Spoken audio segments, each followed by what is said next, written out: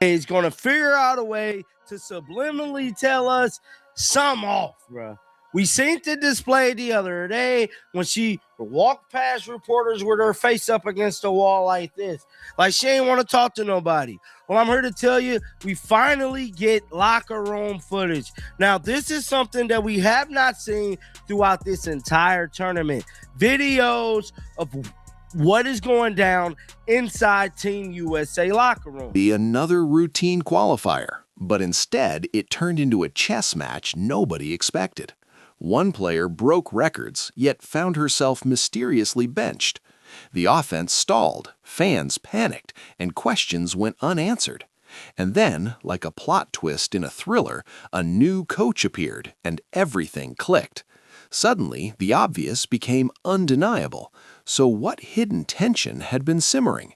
And why did it take a sudden shakeup to finally let the truth dominate the floor? Welcome to the Bandano Podcast, where we're calling a spade a spade. Great to be here with you guys today. What did I just watch? What happened?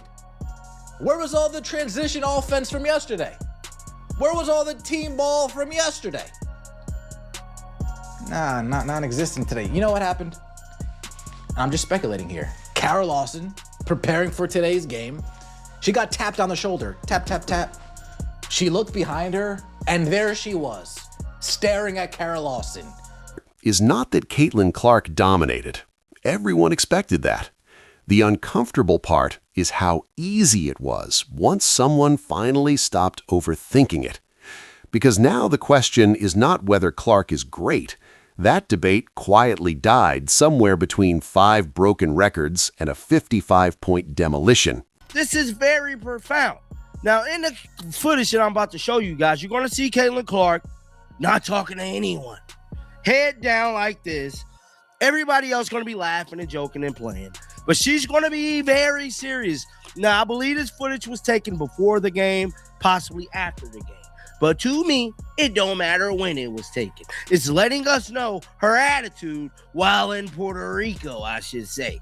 Now, who exactly decided she needed to be toned down in the first place?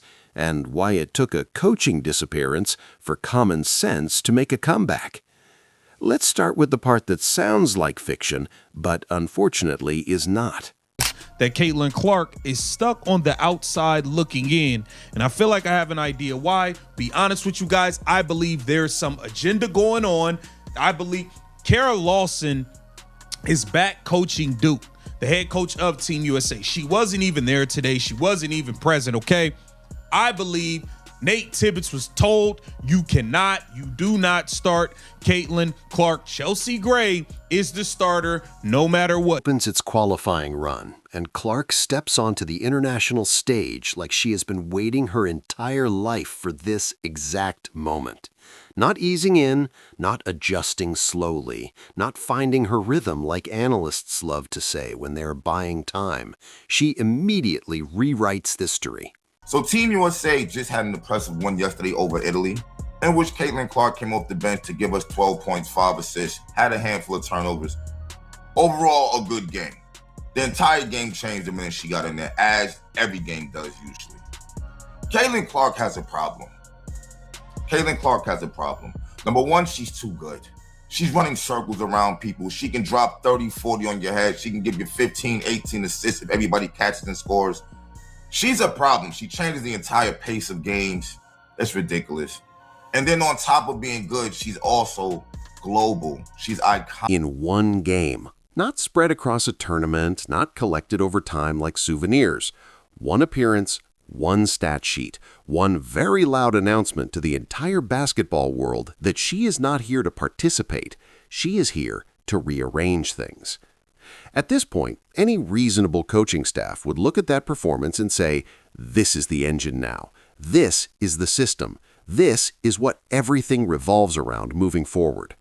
Instead, what followed felt less like strategy and more like a group project where nobody wanted one student doing all the work, even if that student just solved the entire assignment in 5 minutes.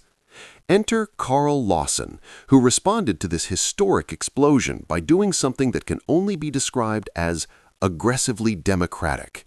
Rotations started shifting, minutes became inconsistent, and somehow the player who just broke international basketball started spending stretches off the ball, or even off the court, as if this was all part of a larger philosophical statement about fairness. It sounded noble on the surface. Everyone deserves touches, everyone deserves rhythm, everyone deserves their moment, which is a beautiful idea until you realize you are applying it to a player who just turned the entire game into her personal highlight reel. It was like discovering a Formula One car and deciding to drive it in a school zone because the other vehicles might feel left out. You know what Stephanie White said? Slow it down, coach. Slow it down. You see all the publicity Caitlin Clark's getting today? Did you see the news? Everybody's talking about Caitlin Clark. We can't have that. The transition offense, Caitlin Clark making passes that nobody in the league has ever seen before. We can't have that. Slow it down, Carol Lawson. Switch it up. We got to make everybody else shine. We don't want her. Everybody else needs to shine. Today's night, it's going to be Paige's night and Angel's night. Yeah. What a brutal game, folks. What a brutal. What a brutal. And then came the press conference moment that made everything just a little more suspicious. A reporter asked a very simple question about Clark's role, and instead of answering it, Lawson delivered a masterclass in saying a lot without saying anything at all. The response drifted into generalities about teamwork, shared responsibility, and how every player on the roster is used to being a star somewhere else, which is all technically true and completely irrelevant to the question that was asked, because nobody was confused about whether the team had talent. The confusion was about why the most productive player on the floor was being treated like a guest in her own offense. And this is where things start to feel less accidental and more coordinated, because sitting in that same coaching ecosystem with Stephanie White, who just happens to coach Clark at the professional level with the Indiana Fever, and if you have been watching closely, you already know the pattern. Slow the game down, move Clark off the ball, limit how much she orchestrates in open space, turn a generational playmaker into something slightly more controlled. Individually, you could call that a stylistic preference. Together, it starts to look like a shared philosophy, and fans noticed, because basketball fans might argue about everything, but they are very good at recognizing when something feels off. And what they were watching was a team that looked electric when Clark was running the show and strangely hesitant when she was not. What's going on, my Fly family? It's your boy Izzy. Welcome if you're new. Hey, my neighbor was just grilling over there, and guess what he grilled? Hamburger and steak. Hey, it might be some beef in the air tonight, man. Nah, in all seriousness, man, some of y'all have been hitting me, asking me, Izzy, what is your take on this Caitlin and Angel situation, the USA basketball team? What's going on here? Can you give us some insight? The eye test screamed it.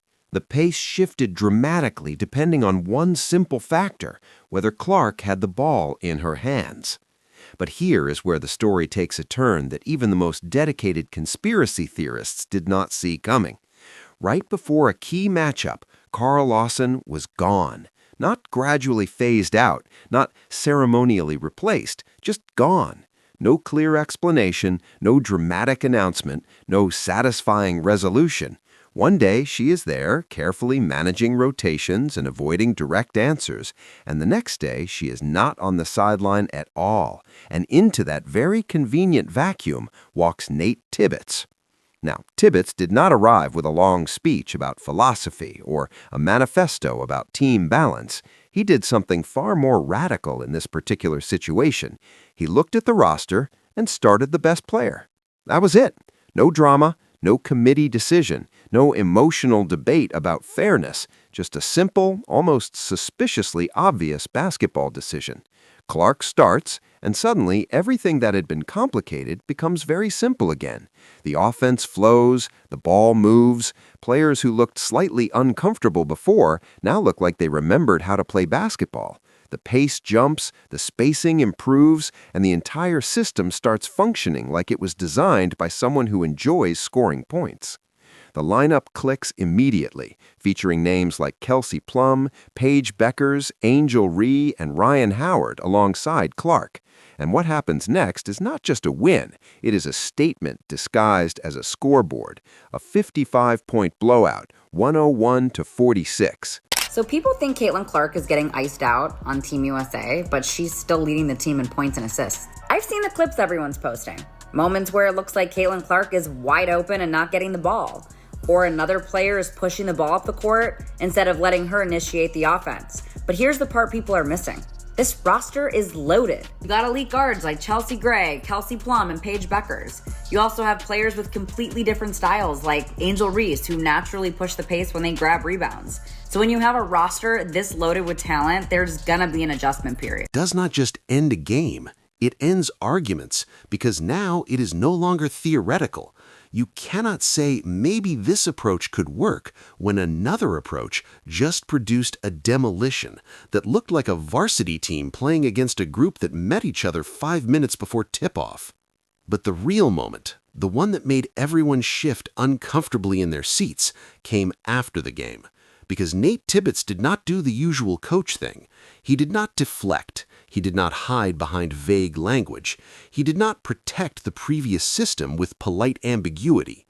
He acknowledged in plain terms that the constant rotation changes had not worked, that the group needed consistency, that the lineup featuring Clark and the other core players made sense, which in coaching language is about as close as you get to saying, yeah, we overcomplicated this.